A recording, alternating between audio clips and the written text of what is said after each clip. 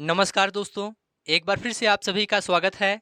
दोस्तों, आज के इस क्लास में UP triple S C PET exam के लिए भारतीय इतिहास के अंतर्गत मौर्य वंश से संबंधित टॉप 30 मोस्ट इम्पोर्टेंट प्रश्नों को देखेंगे। सबसे पहले थ्योरी सेक्शन को डिस्कस करेंगे, फिर उसी से संबंधित ऑब्जेक्टिव प्रश्न को सॉल्व करेंगे। देखिए दोस्तों, आपके सिलेबस में मौर्य वंश दिया गया है, इसलिए आप लोग इस क्लास को पूरा ध्यान से और लास्ट तक देखिए और लास्ट में टॉप 30 प्रश्नों का टेस्ट जरूर दीजिए। तो चलिए शुरू करते हैं। सबसे पहले थ्योरी सेक्शन को डिस्कस करते हैं। देखिए दोस्तों, मौर्य वंश के संस्थापक चंद्रगुप्त मौर्य थे। चंद्रगुप्त मौर्य के गुरु का नाम चाणक्य था। पूछा जाता है चंद्रगुप्त मौर्य के गुरु का नाम क्या था, तो चाणक्य था। चाणक्य की सहायता से चंद्रगुप्त मौर्य ने नंद वंश के शासक घनानंद को पराजित करके मौर्य वंश की स्थापना की थी। मौर्य वंश के संस्थापक चंद्रगुप्त मौर्य थे, याद रखिएगा। चाणक्य को विष्णुगुप्त तथा कौटिल्य के नामों से भी जाना जाता था, इसे भी आप लोग याद रखिएगा। अगला पॉइंट है, कौटिल्य या चाणक्य ने अर्थशास्त्र पुस्तक लिखी थी जिसमें राजनीतिक नीतियों पर प्रकाश डाला गया है। कौटिल्य या चाणक्य चंद्रगुप्त मौर्य के प्रधानमंत्री थे, आप लोग इसे याद रखिएगा। चंद्रगुप्त मौर्य के प्रधानमंत्री चाणक्य थे। इसके बाद चंद्रगुप्त मौर्य के शासनकाल में सिकंदर के सेनापति सेल्यूकस निकेटर ने आक्रमण किया था, जिसे चंद्रगुप्त मौर्य ने पराजित किया और उसकी पुत्री कार्नेलिया से विवाह कर लिया था। चलिए आगे बढ़ते हैं। सेल्यूकस निकेटर के राजदूत का नाम मेगस्थनीज था और मेगस्थनीज ने इंडिका नामक पुस्तक लिखी थी। मौर्य अर्थव्यवस्था मुख्य रूप से कृषि अर्थव्यवस्था पर निर्भर थी, इसे आप लोग याद रखिएगा, यहाँ से प्रश्न एग्जाम में पूछा जाता है। मौर्य काल में नगर पालिका प्रशासन की विस्तृत प्रणाली की स्थापना का श्रेय चंद्रगुप्त मौर्य को दिया जाता है। अगला पॉइंट है, चंद्रगुप्त मौर्य ने अपने जीवन के अंतिम समय में जैन धर्म को स्वीकार किया था और मौर्य साम्राज्य में प्रचलित मुद्रा पण थी। यहाँ से भी एग्जाम में प्रश्न पूछा जाता है। चंद्रगुप्त मौर्य ने सबसे पहले पाटलिपुत्र को अपनी राजधानी बनाया था। पाटलिपुत्र में स्थित चंद्रगुप्त का महल मुख्यतः लकड़ी का बनाया गया था। अगला पॉइंट है, चंद्रगुप्त मौर्य की मृत्यु श्रवण बेलगोला में उपवास के दौरान हो गई थी। इसके बाद बिंदुसार अगला शासक बना। यहाँ से बिंदुसार के बारे में देखेंगे। बिंदुसार अपने पिता चंद्रगुप्त की मृत्यु के बाद गद्दी पर बैठा। पुराणों में बिंदुसार को अमित्रघात, वारिसार, भद्रसार के नाम से जाना जाता है। आगे बढ़ते हैं। बिंदुसार के शासनकाल में तक्षशिला में विद्रोह हुआ था, जिसे दबाने के लिए बिंदुसार ने अपने पुत्र अशोक को भेजा था। अशोक ने विद्रोह को शांत कराया तथा वहां की प्रजा का विश्वास भी जीता था। तक्षशिला शहर सिंधु तथा झेलम नदी के बीच स्थित है। तक्षशिला प्राचीन काल में गांधार राज्य की राजधानी थी। सभी तथ्य ध्यान से देखते हुए चलिए, इसी से संबंधित प्रश्न आगे देखने को मिलेगा। मौर्य काल में शिक्षा का सर्वाधिक प्रसिद्ध केंद्र तक्षशिला था। इसके बाद अशोक अगला शासक बना। बिंदुसार के बाद अशोक अगला शासक बना। अब यहाँ से अशोक के बारे में देखेंगे। पूरे मौर्य वंश में अशोक सबसे महाप्रतापी शासक था। इसके शासनकाल में शिलालेखों का प्रचलन पड़ा था। इन शिलालेखों की खोज सबसे पहले 1750 में फैंथेयर ने की थी और सबसे पहले 1837 में जेम्स प्रिंसेप ने पढ़ा था। अशोक के प्रधान शिलालेखों में 13वां शिलालेख सबसे बड़ा है, जिसमें अशोक के शासन के 8वें वर्ष होने वाले कलिंग युद्ध का वर्णन मिलता है।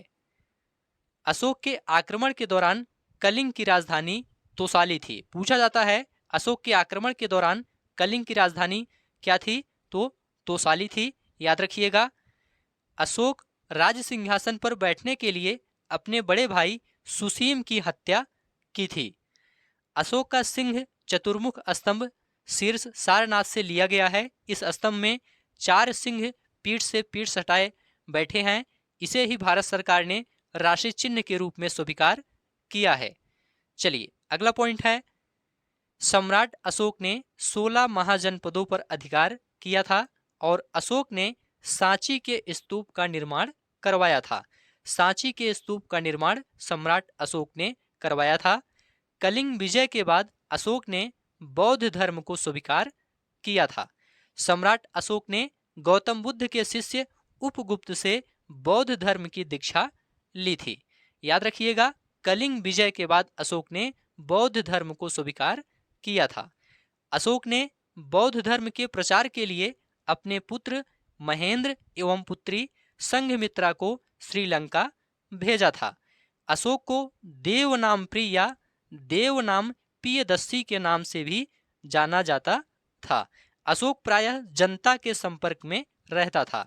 यहाँ से दोस्तों प्रश्न पूछा गया है, देवनामप्रिय के नाम से किसे जाना जाता है? तो सम्राट अशोक को देवनामप्रिय के नाम से जाना जाता है। अशोक के सभी अभिलेखों की भाषा प्राकृत है। लघु शिलालेख, स्तंभ लेख एवं गुहा लेख की लिपि ब्राह्मी है, जबकि सहबाजगढ़ी एवं मानसेहरा अभिलेख खरोष्ठी लिपि में है। मौर्य कला का सर्वोत्तम प्रतिमान स्तंभ है। यहाँ से भी प्रश्न एग्जाम में पूछा गया है। बृहद सांची स्तूप का निर्माण सम्राट अशोक ने करवाया था। सांची मध्य प्रदेश की राजधानी भोपाल के निकट रायसेन जिले में स्थित है। मौर्य वंश का अंतिम शासक बृहद्रथ था। इसके बाद बृहद्रथ को पुष्यमित्र ने पराजित करके शुंग वंश की स्थापना की थी। चलिए आगे बढ़ते हैं। शुंग राजवंश के शासनकाल में ही पतंजलि ने महाभाष्य की रचना की थी। पतंजलि ने महाभाष्य की रचना की थी। प्राचीन भारत के महान व्याकरणविद पतंजलि शुंग वंश के संस्थापक पुष्यमित्र शुंग के राज पुरोहित थे। शुंग वंश के बाद वासुदेव ने कण्व वंश की स्थापना की थी।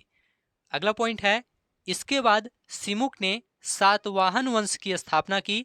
सातवाहन वंश के अंतिम शासक सातकर्णी थे। यहाँ पर दोस्तों कुषाण वंश से संबंधित कुछ तथ्य देखेंगे, उसके बाद ऑब्जेक्टिव प्रश्न को सॉल्व करेंगे, क्योंकि दोस्तों कुषाण वंश के अंतर्गत कनिष्क से संबंधित प्रश्न एग्जाम में पूछा गया है, इसलिए ध्यान से देखिए। कुषाण वंश का संस्थापक कुजुल कडफिसस था। कुषाण वंश का सबसे प्रसिद्ध शासक कनिष्क था। कुषाण मूलतः चीन के तुर्किस्तान के निवासी थे। चीन पर कब्जा करने में असफल होने के कारण यह मध्य एशिया में जाकर बस गए थे। कनिष्क ने 78 ईस्वी में शक संवत आरंभ किया था। बौद्ध धर्म की चौथी संगीति कनिष्क के शासन काल में कुंडल वन में प्रसिद्ध बौद्ध विद्वान वसुमित्र की अध्यक्षता में हुई थी। बौद्ध धर्म की चौथी संगीत कहाँ पर हुई थी? कुंडल वन में हुई थी, कनिष्क के शासन काल में। चरक कनिष्क के राजवैद्य थे, जिन्होंने चरक संहिता लिखी थी। चरक संहिता किसने लिखी थी? चरक ने लिखी थी, जो कि कनिष्क के राजवैद्य थे। कनिष्क के राजकवि अश्वघोष ने बुद्ध चरितम की रचना की थी। वसुमित्र, पार्श्व, नागार्जुन, महाचेत और संघरक्ष भी कनिष्क के दरबार की विभूति थे। भारत का आइंस्टीन नागार्जुन को कहा जाता है। इनकी पुस्तक माध्यमिक सूत्र है। इस पुस्तक में नागार्जुन ने सापेक्षता का सिद्धांत प्रस्तुत किया था। गांधार शैली एवं मथुरा शैली का विकास कनिष्क के शासनकाल में हुआ था। अब यहाँ से दोस्तों ऑब्जेक्टिव प्रश्न को सॉल्व करेंगे। आप लोग ध्यान से देखिए और सभी प्रश्नों का उत्तर बताने का प्रयास करिए। पहला प्रश्न है, किसे देवनाम प्रियदर्शी भी कहा जाता है? तो इसका जवाब है दोस्तों, मौर्य सम्राट अशोक को देवनाम प्रियदर्शी भी कहा जाता है। बी ऑप्शन राइट है। मौर्यकालीन भारत के विवरण वाली इंडिका के लेखक कौन थे? देखिए दोस्तों, इंडिका के लेखक मेगास्थनीज थे। यहाँ पर ए ऑप्शन राइट है। अशोक के आक्रमण के दौरान कलिंग की राजधानी कौन सी थी? देखिए दोस्तों, अशोक के आक्रमण के दौरान कलिंग की राजधानी तोसाली थी। यहाँ पर डी ऑप्शन राइट है। देवनाम प्रिय नाम किसे दिया गया था? याद रखिएगा, अशोक को देवनाम प्रिय नाम दिया गया था। यहाँ पर बी ऑप्शन राइट है। अशोक के प्रधान शिलालेखों में सबसे बड़ा शिलालेख कौन सा है? याद रखिएगा, अशोक के प्रधान शिलालेखों में सबसे बड़ा शिलालेख 13वां शिलालेख है। यहाँ पर सी ऑप्शन राइट है। मौर्य अर्थव्यवस्था मुख्य रूप से किस पर निर्भर थी? तो याद रखिएगा, मौर्य अर्थव्यवस्था मुख्य रूप से कृषि अर्थव्यवस्था पर निर्भर थी। यहाँ पर ए ऑप्शन राइट है। चरक संहिता संबंधित है। देखिए दोस्तों, चरक संहिता चिकित्सा से संबंधित है। यहाँ पर बी ऑप्शन राइट है। चरक दोस्तों एक प्रसिद्ध आयुर्वेद के विद्वान थे जो कनिष्क के राज दरबार में रहते थे। इनकी प्रसिद्ध रचना चरक संहिता है। अगला प्रश्न है, कनिष्क के शासनकाल के दौरान कौन सी बौद्ध संगीत आयोजित की गई थी? याद रखिएगा, कनिष्क के शासनकाल के दौरान चौथी बौद्ध संगीत आयोजित की गई थी। यहाँ पर सी ऑप्शन राइट है। कहाँ पर आयोजित की गई थी? तो याद रखिएगा, कुंडल वन में आयोजित की गई थी। यहाँ पर सी ऑप्शन राइट है। नगर पालिका प्रशासन की एक विस्तृत प्रणाली की स्थापना के लिए सबसे प्रसिद्ध राजा कौन था? तो याद रखिएगा, सबसे प्रसिद्ध राजा चंद्रगुप्त मौर्य था। ये नगर पालिका प्रशासन की एक विस्तृत प्रणाली की स्थापना के लिए प्रसिद्ध था। यहाँ पर बी ऑप्शन राइट है। राजा कनिष्क के दरबारी चिकित्सक कौन थे? याद रखिएगा, राजा कनिष्क के दरबारी चिकित्सक चरक थे। यहाँ पर सी ऑप्शन राइट है। अगला प्रश्न है, निम्न में से किसके बीच तक्षशिला शहर स्थित था? तो याद रखिएगा, सिंधु और झेलम के बीच तक्षशिला शहर स्थित था। ए ऑप्शन राइट है। सम्राट अशोक का कौन सा शिलालेख कलिंग पर उसके विजय का उल्लेख करता है?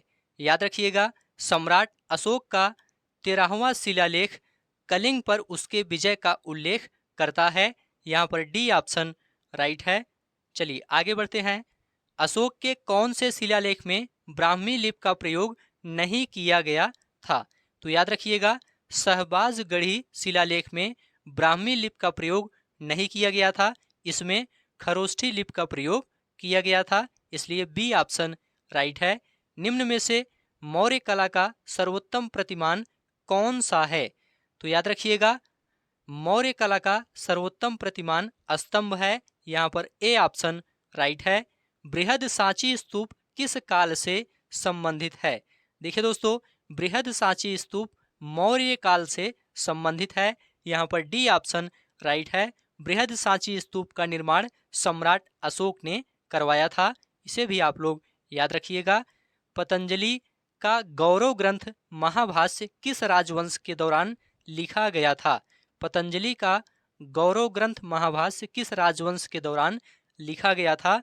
तो इसका जवाब है शुंग राजवंश के दौरान लिखा गया था। यहाँ पर डी ऑप्शन राइट है। पुष्यमित्र ने शुंग वंश की स्थापना की थी। इसे भी आप लोग याद रखिएगा।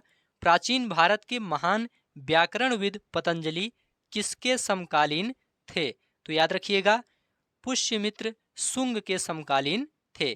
देखिए दोस्तों, पुष्यमित्र शुंग के राजपुरोहित थे पतंजलि।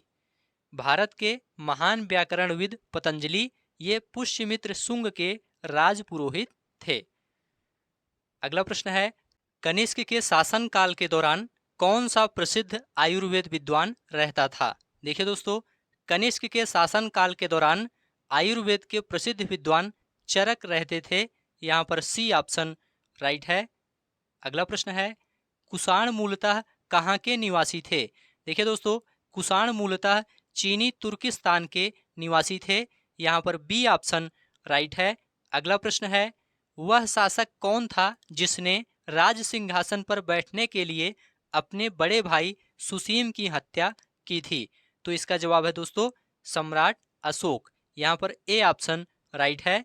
बिंदुसार ने विद्रोहियों को कुचलने के लिए अशोक को कहाँ भेजा था? तो इसका जवाब है तक्षशिला। यहाँ पर बी ऑप्शन राइट है। बिंदुसार ने विद्रोहियों को कुचलने के लिए अशोक को तक्षशिला भेजा था। यहाँ पर बी ऑप्शन राइट है। अगला प्रश्न है, कौटिल्य या चाणक्य किसके प्रधानमंत्री थे? तो याद रखिएगा, ये चंद्रगुप्त मौर्य के प्रधानमंत्री थे। यहाँ पर बी ऑप्शन राइट है। मौर्य साम्राज्य की स्थापना किसने की थी? याद रखिएगा, मौर्य साम्राज्य की स्थापना चंद्रगुप्त मौर्य ने की थी। अगला प्रश्न है, मौर्य साम्राज्य में प्रचलित मुद्रा का नाम क्या था? तो इसका जवाब है दोस्तों पण। यहाँ पर ए ऑप्शन राइट है। मौर्य साम्राज्य में प्रचलित मुद्रा का नाम पण था। ए ऑप्शन राइट है। अगला प्रश्न है, मेगास्थनीज की पुस्तक का नाम क्या है? देखिए दोस्तों, मेगास्थनीज की पुस्तक का नाम इंडिका है। यहाँ पर डी ऑप्शन राइट है। कौटिल्य के अर्थशास्त्र में किस पहलू पर प्रकाश डाला गया है? तो याद रखिएगा, राजनीतिक नीतियों पर प्रकाश डाला गया है। यहाँ पर बी ऑप्शन राइट है। अगला प्रश्न है, अशोक के शिलालेखों को पढ़ने वाला प्रथम अंग्रेज कौन था? तो याद रखिएगा, जेम्स प्रिंसेप। अशोक के शिलालेखों को पढ़ने वाला प्रथम अंग्रेज जेम्स प्रिंसेप था। यहाँ पर डी ऑप्शन राइट है। अगला प्रश्न है, कलिंग युद्ध की विजय तथा क्षत्रियों का वर्णन अशोक के किस शिलालेख में है? तो इसका जवाब है 13वां शिलालेख। यहाँ पर डी ऑप्शन राइट है। अगला प्रश्न है, मेगास्थनीज भारत में किसके दरबार में आया था? तो इसका जवाब है चंद्रगुप्त मौर्य के दरबार में भारत आया था। यहाँ पर सी ऑप्शन राइट है। सांची का स्तूप किसने बनवाया था? तो इसका जवाब है सम्राट अशोक ने बनवाया था। यहाँ पर ए ऑप्शन राइट है। अशोक के शिलालेखों में प्रयुक्त भाषा है? तो इसका जवाब है दोस्तों प्राकृत। अशोक के शिलालेखों में प्रयुक्त भाषा प्राकृत है। यहाँ पर बी ऑप्शन राइट है, प्राकृत। तो इस प्रकार से आज की यह क्लास यहीं पर समाप्त होती है। ये सभी प्रश्न आपके एग्जाम के लिए काफ़ी ज़्यादा इम्पोर्टेंट हैं। उम्मीद है यह क्लास आपको अच्छा लगा है। अच्छा लगा है तो चैनल को सब्सक्राइब करिए, दोस्तों में शेयर करिए और कमेंट में लिखकर ज़रूर बताइए।